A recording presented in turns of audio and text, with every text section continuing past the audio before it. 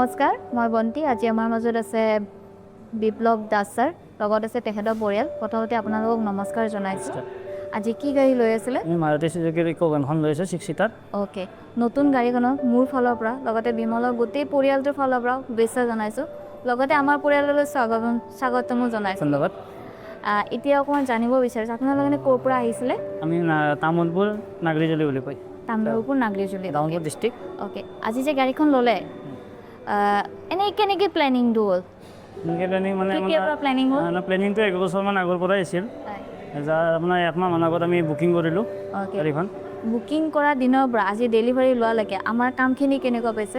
মোটামুটি আপোনাৰ ভালেই পাইছোঁ ভালেই পাইছে বিমলৰ যিখিনি আপোনাৰ কৰ্মকৰ্তা আছে হয় ৰেছপন্সটো ঠিকেই আছে বৰ্তমান ভাল লাগিলে গম পাই এতিয়া চাওক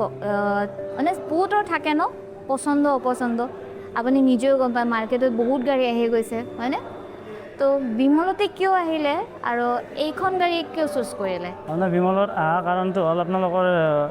ছাৰ্ভিচটো ভাল 1 নম্বৰ আৰু বিশেষকৈ আমাক এখন 6 সিটাৰ গাড়ী এখন লগা আছিল ইকোভেনৰ সেইকাৰণে ইকোভেনখন লৈ ল'লোঁ ফেমিলিৰ কাৰণে আৰু ভাল লাগিলে গম পাই এতিয়া যেনেকৈ আজি ৰেছপন্স পাইছে যেনেকৈ ছাৰ্ভিচ ভাল পোৱা বুলি ক'লে মই বিচাৰিছোঁ আগলৈও এইটো ছাৰ্ভিচেই পাব কিবা থাকিলে দাদাজন আছে আমি আছোঁ কণ্টেক্ট কৰিব আৰু ফোন কৰিব কিবা থাকিলে এইখিনি টাইম দিয়াৰ কাৰণে খুব ধন্যবাদ